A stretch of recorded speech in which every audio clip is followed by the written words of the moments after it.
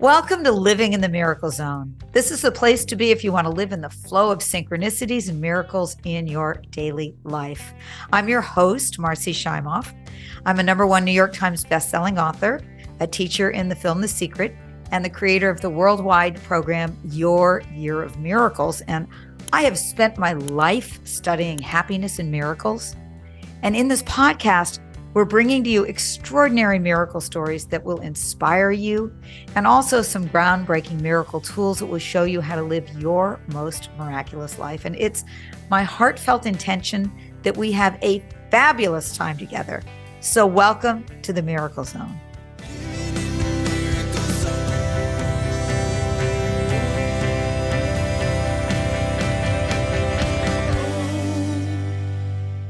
Today, I am joined by the brilliant Dr. Ken Druck.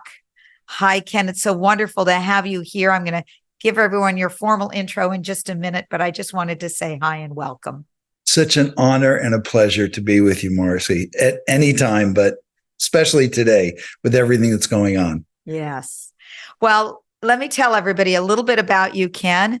You really are a pioneer in how to go on in times of adversity and after loss and overcoming a family crisis. And you also are a master of the issues of aging, as we get older, and how we become good citizens of historical experiment in democracy that has contributed to the quality of life for millions of people. And you have best-selling books. You've appeared on national television. You're a coach of leaders in business and government. And you really are a thought leader in our time. And Ken, we're going to talk about this, but you have had your own very personal journey after the tragic death of your daughter, Jenna. And you have worked with bereaved families, and you've really led people in how to really find out how we go on from life's worst losses. You've written a wonderful book on conscious aging. You've written The Real Rules of Life and how we go on. And my experience of you, Ken, is that you have always been a huge support to me. Every time I've been in your presence, I feel your love, your warmth, your care, and your depth and breadth of being able to be with people in any situation that they're going through. So thank you for how you've been there in miraculous ways for me and for so many people that I know. Thank you, Marci. Thank you. I'm taking all that in. My receiver wasn't always working, but I've learned how to take it in and to say, thank you. Thank you for that gift. It is truly, this is the miracle zone. Our ability to do this, to have a conversation today and to invite wonderful people into this conversation from all over the world who might be interested in saying, what do I do with the what now? What now moment am I having in my life right now? Every one of us and every person we know is having a what now moment, and it might be that they've suffered a loss, I'll share with you in a minute about what has happened in my own life with losing my daughter, Jenna, at age 21. But it could be a living loss. It could be that they're going through a divorce. It could be that they just got a bad diagnosis, or they've been in an accident of some kind, or there's an estrangement in their family, or one of their kids has gone off sideways, is strung out in some way. It could be any kind of major change, a retirement. So what we do with those what now moments also involves miracles and opportunities. Can we stop for a second and say, what kind of a miracle is it that we're able to communicate and touch hearts of people in cyberspace? Yeah. And in this way, what kind of a miracle is that we can do this, and that you and I can have time together? We both have been so busy that we get to have this time together, connecting with each other and bringing out the best in each other. Yeah. And, I don't know anybody that isn't challenged by something in life, that isn't, has losses in that. We each have losses or challenges in our own ways. You've had very extreme examples, and you have come back with just with such strength and grace. And so maybe we could start by just having you share your story about what happened with Jenna and how you moved back into a miraculous life after that. You know, Marci, I've gotten, and I've told you before, that one of the greatest gifts in my life has been my two daughters.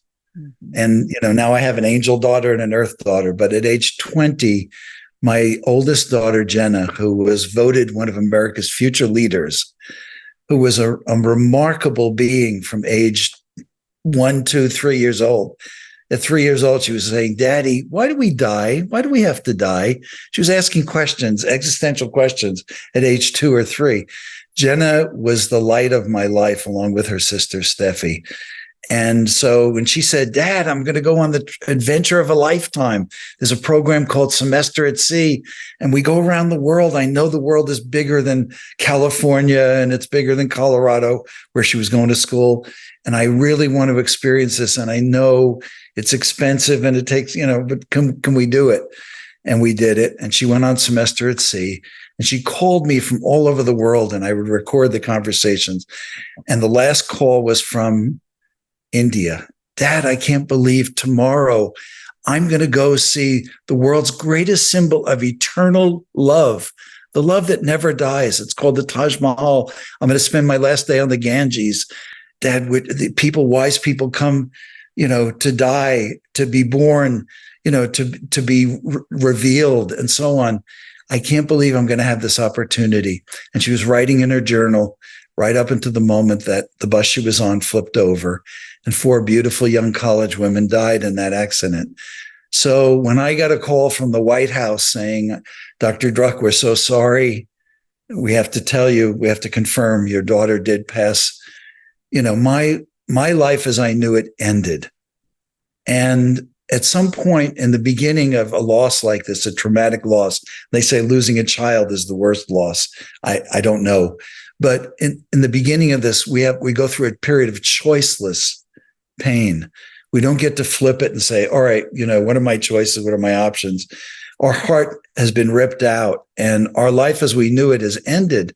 And we know that it's not only that my daughter's life had been lost to her beautiful future lost to her, but my life as I knew it was over. And I immediately thought of, what am I going to do? What are my choices? I could make my despair the central organizing principle of my life, or I could make my love the central organizing principle of my life. And some days I did better than others, but I chose love, and I chose to honor my daughter. In whatever time I have left, Jenna, I'm going to tell you I love you every day, and I'm going to live a life of meaning that honors you and that honors myself, the gift of this life, and your sister, who's going to have to survive without her big sister. And that's largely what I done. I started the Jenna Druck Foundation, and for 20 years I ran the foundation. Her program on girls leadership, which you contributed to, the girls leadership program, 18,000 girls went through a leadership program that Jenna had created at age 16. And we had a Families Helping Families program, a volunteer-based, community-based program to help families who lost a child, which grew into a loss of anybody, and which I'm proud to say won us the Distinguished Contribution to Psychology Award. Mm. So that's been my journey for 27 years. 27 years. Wow. Well, I am so sorry for the loss, and so deeply moved by your decision to not let the despair be the organizing principle of your life, but the love be the organizing principle. So I want to understand how you were able to do that, because of course it sounds like wise, but when you're in the midst of heartbreak, how do you move forward in the way that you did? The first thing I say to you, Marci, is to allow ourselves our own brokenness. We have so much shame and judgment around being in a state of traumatic loss, of grief, of knowing that we feel so broken. And yet, if you ask me today, Ken, what's the greatest part of your wholeness? I would tell you, it's the allowing of my brokenness, and holding it in a way that I'm not ashamed. I walk with a limp in my heart, but I'm not ashamed of that. I don't have to defend it. I don't have to explain it or lay it out for people. It is what it is. It isn't okay that my daughter died. It doesn't resonate. It's like, okay, I've accepted it now. No, her life was lost to her. That sucks forever. And I'm allowing it to be that way, but also to say, you know what? It's okay that it's not okay. It's going to be with me. So what am I going to do? How am I going to go on? And the first step is to make sure that my foot is off my throat and my hand is on my heart, is to show myself every kindness.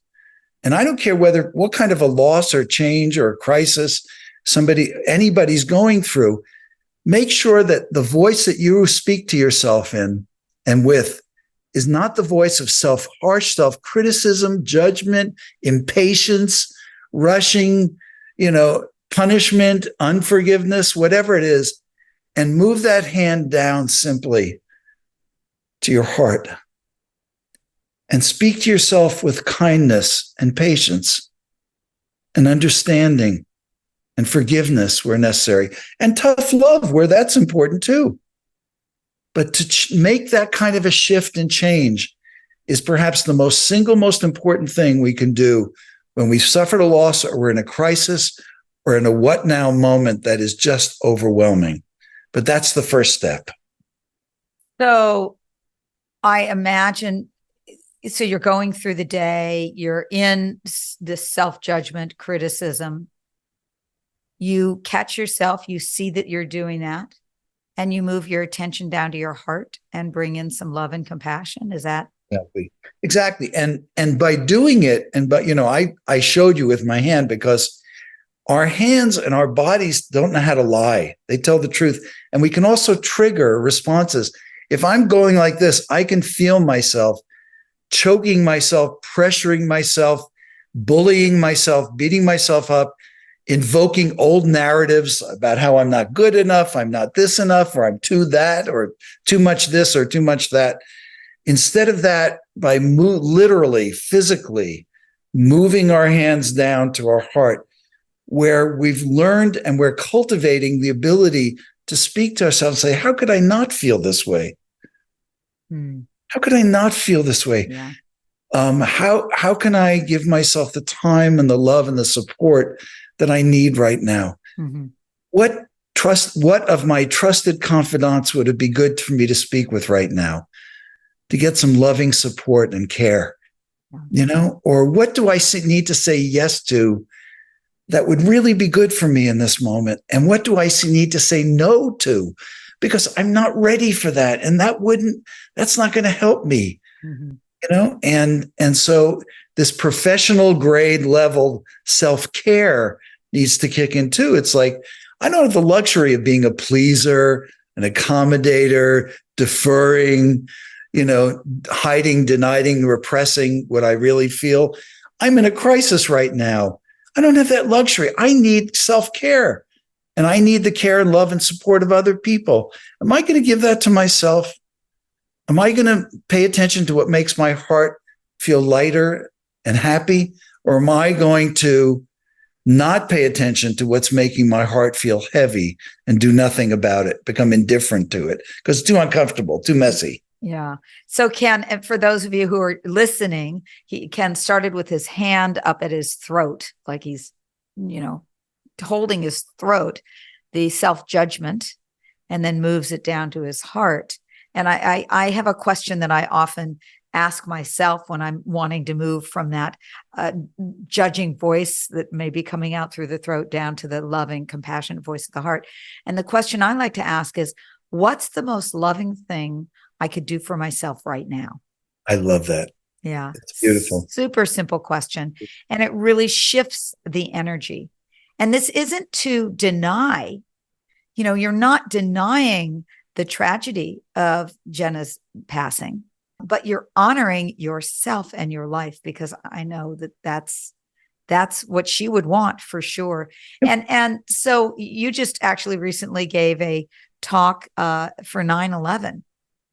22nd year anniversary. I was honored to be asked to give the keynote, and I was also there for the memorial, and it was like a class reunion, because all the families, all the first responders, friends in the FBI who I worked with, new friends, were there, and it mostly triggered, instead of painful memories, it triggered gratitude for how we all showed up for each other, for how we honored. And one of the things in my program that I talk about is the 7 honorings. Ooh, 7 honorings. Do you want to go through those for us? Yeah. The first honoring is our own survival. And I talked to these families, I said, the fact that you have survived and that you are writing new chapters, which is the second honoring, has summoning the courage. And I say summoning, I mean something very magical. Talk about the miracle zone. We have a miracle zone right here. And it's our ability to call up newfound courage. You think about the courage that we've had in the past, courage to start a relationship, to end a relationship, to start a new career or a job or a new podcast. The courage that you've summoned to do this. I love the way you, throughout your whole career in life, Marci, you are one of my heroes when it comes to summoning newfound courage on the path and to create a path forward in a new way that fits your life and your heart and what you have to give now and today. But that's one of the honorings. That's the way we honor. So I think our own survival, doing something good in the name of the person you've lost, embodying some element of their spirit, taking the high road in the rawness of grief. Sometimes we want to bite other people's noses off, but taking the high road and understanding that our trip to the bottom of pain often gives us an element of sensitivity and compassion that most other people don't have. When I teach grief literacy to psychiatrists at UCSD, where I teach, or to the Harvard School of Public Health, it's saying, maybe you haven't gone through something. Maybe you haven't been to the bottom of pain where you understand the suffering of other people viscerally, but you can still be there and be a presence, a healing, calm, quiet presence, assuring presence with other people. So take the high road, write new chapters of life, and remember to keep your hand on your heart. Catch yourself up here. Learn to catch yourself. It's like, oh my God, did I just say that to me? Did I just look in the mirror and say, God, you look so old. You're terrible. You're nothing. You're not half as good as you used to be. Look at you aging. You're the older version of you. What's that wrinkle? Or did your hairline used to come down to here? Am I really talking to myself that way? We need to catch ourselves. Wonderful. So, Ken, these 7 steps that you lay out, is this what you call the resilience response? It's definitely a part of the resilience response. I think that at the core of the resilience response is the acceptance that we are human. I'm human. Of course I'm going to feel this. Sometimes we on this continuum, we want to be all the way over to this side or all the way over. No, we're a work in progress. We're human. We go through stages in our growth, in our awakenings, in our awareness. Part of it's the kindness and the acceptance and understanding that this is a process, that we grow and ripen our souls in a process over time, and that there are things we can do to accelerate that growth, that awakening, that love, not only for ourselves, but for the people that we cherish that are around us, the appreciation of how they contribute and add to our lives. But it's a process, and we're going to take steps backward and we're going to take steps forward, but to keep our hands on our heart and keep that assurance and keep that faith in ourselves that, we are going to go on, even if we're experiencing a setback. And even if we've done something that wasn't the best version of us, we can rise up out of that and we can flip it. It's like, okay, I just did something I don't love, or I said something I don't love, How could I flip that? Hey, an apology, one of the most powerful things we have the ability to do. I'm going to call up and say, you know what? I owe you an apology. Mm-hmm. That was not the best of me, that just said what I said to you or reacted to what happened. Yeah. And we have the power to do that and to flip things and to become that better version of us. Totally agree with you 100% about that. And I'm curious about, we talk about the miracle zone. Living in the miracle zone is we can't create miracles in life. The dictionary says that miracles are a gift from the divine. They're a surprise and welcome event that isn't explained by science, but we can create the conditions for miracles to flow in our life. And I would love to know from you have you had miracles, what you would call miracles happen maybe around Jenna's passing or around anything that's happened in your life? Right now. Let me Right tell you, now. Tell us. you and I are in the middle of a miracle. Can I share it? Please do. I know a little bit about this story, just having Your spoken to buddy you. starts getting headaches. Month and a half ago, I started getting headaches. Why am I experiencing pain in the left side of my head? I start hearing my heartbeat. Oh, it's great to hear my heartbeat. It's like, thank you. You're really working for me. You've been working for me all these years. So I can hear you now. Thank you. But this is not helping me sleep, to be listening to my heartbeat all night. I finally go to the doctor. I go to a couple of doctors. One doctor says, we really need to do an MRI to get to the core of what's going on. The MRI says you need to be in surgery right away. You have blood vessels that are blocked and broken. So I said, in the brain, you're pointing to my the brain.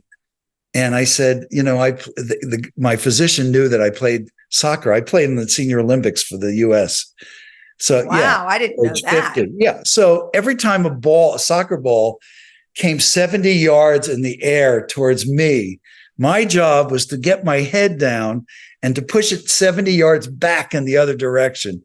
So why can you imagine that I've gotten, I have some broken blood vessels. Anyhow, so I go into surgery. They don't know how long it's going to take. It takes 3 hours and they're messing with my brain. They're putting in coils to block up broken blood vessels. They're cleaning things up. They're fixing and repairing, and this goes through now. They don't chip out your skull anymore. This goes through your body. So I get this 3 hours of surgery. And I don't know, Marci, am I going to come out drooling and babbling? What is this? They're messing with my brain. What's going to happen? What's going to be left of me? And I said yes to the speech in New York for 9/11 this year, and I've got to go to New York in 3 weeks. So the miracle is that I'm sitting here with you. We're talking about things on such a high level, in such a loving way. My brain's connected to my emotional heart now. I'm able to talk. I'm able to function. Thank God.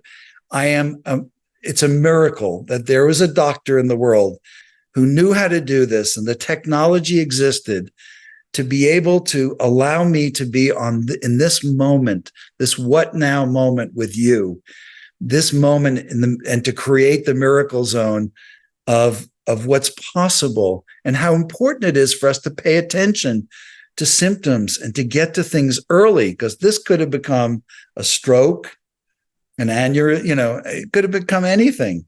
So it didn't, and it wasn't allowed to.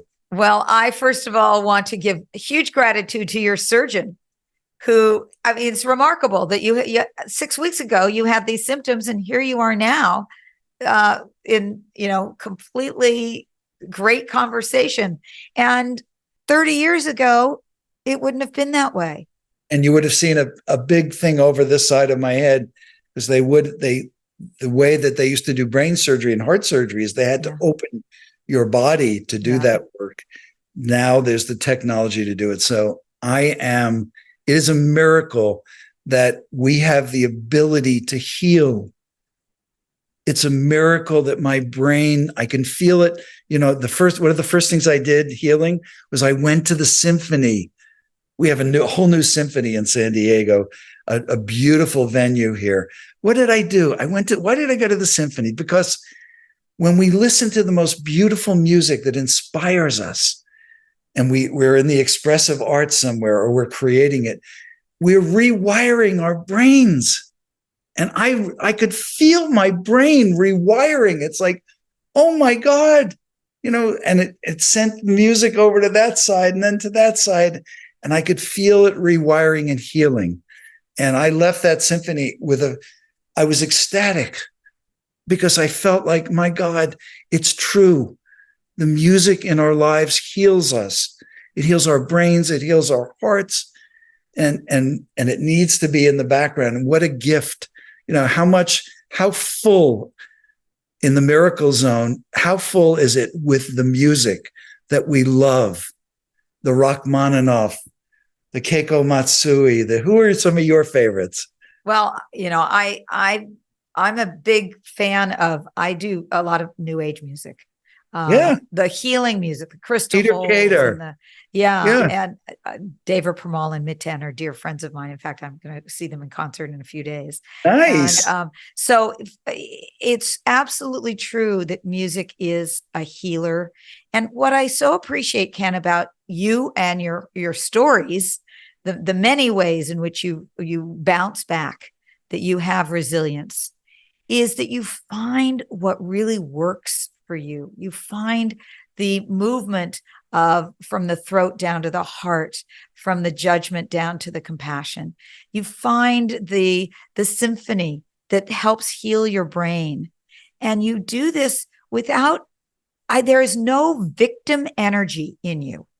And I think that is a huge distinction that is important for people to really get, that when we go into the, why is this happening to me? Poor me, why me? And all of that, it's a no-win.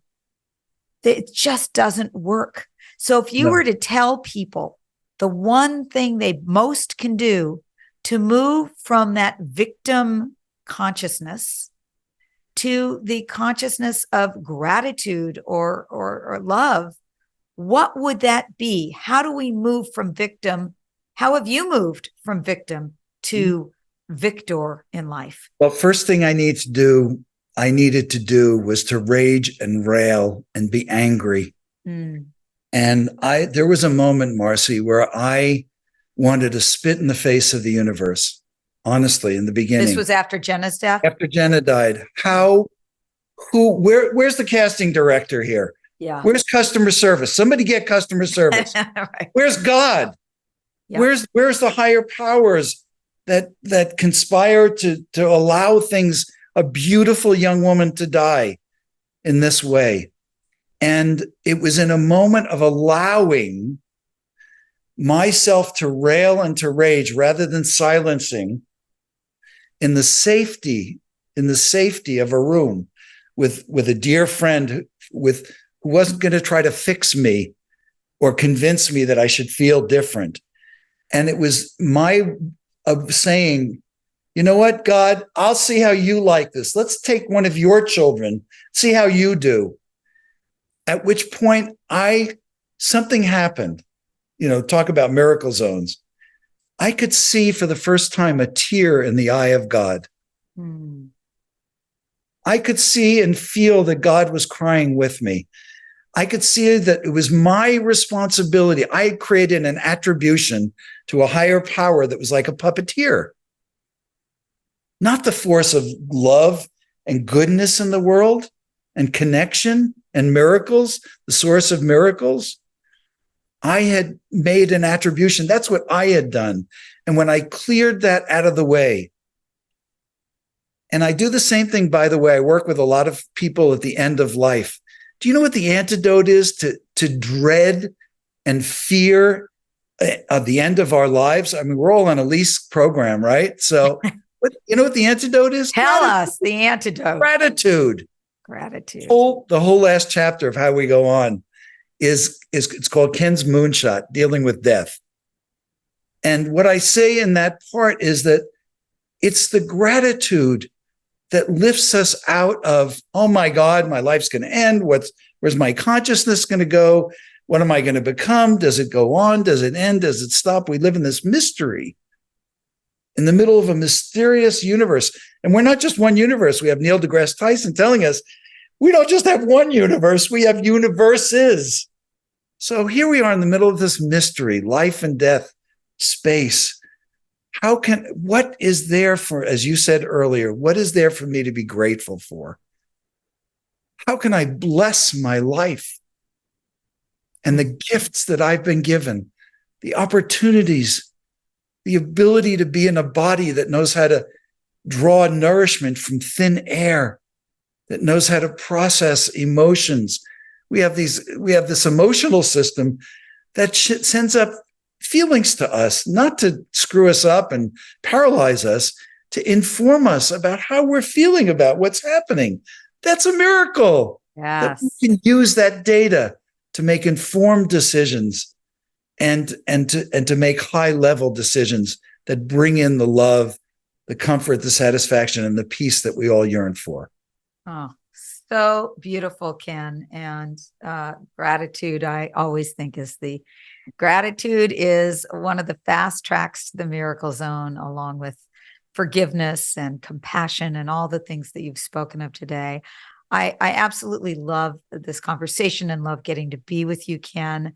And I know that all of your life's work has really been encapsulated in this new book, How We Go On, new work, How We Go On. And so if people want to find you and find out more information about you, they can either go to kendruck.com or howwegoon.com. Is that right? Yes. Yes. And like you, I think I've known some of the joys in the last 2 weeks that you've known for years, because, I'm starting to get these reviews, Publishers Weekly, 5 stars. It's the book of the year, reader's favorite and so on. And you having lived on the bestsellers list, it's not a status thing. I know you well enough to know that in your heart, it's the recognition that you've touched people's hearts and lives in such a special way. That's the list. Mm-hmm. It's the most touched hearts list. Yes. And I am thrilled that you wrote How We Go On and that you are sharing such important messages in that, and that I know that you're touching, tens of thousands, hundreds of thousands of lives around the world. And so I really encourage everyone to go read How We Go On. And Ken, I'm so grateful to you today for being with us. I'm going to end our time together with a little quote. Please. And the quote is from Dr. Ken Druck. And you said, Ken, our willingness and ability to meet life's changes, challenges, crises, losses, and opportunities determines the quality of our lives. And I will say that you have your willingness and ability to meet life in the open-hearted way that you have is just a great blessing. And I'm so glad. I'm so glad to get to call you friend, Ken. I'm so honored and proud and grateful to you for having me in your new living room. I feel like I just came over to your house and hung out. Yeah. Well, I'm so happy that everybody is here listening to us today, joining us. I want to thank you all for listening today. I hope that you're feeling inspired and uplifted and more in the miracle zone after our time together. And of course, if you enjoyed this episode, we really appreciate your 5-star ratings and your reviews. And please share this. Share the Miracle Zone love with your friends and your family. And you can also live more in the Miracle Zone by taking our free 2-minute quiz to find out what your miracle superpower is. So to do that, you just go to quiz.youryearofmiracles.com. And remember, your life of miracles is waiting for you. It is your birthright. So may you live more and more each day in the Miracle Zone.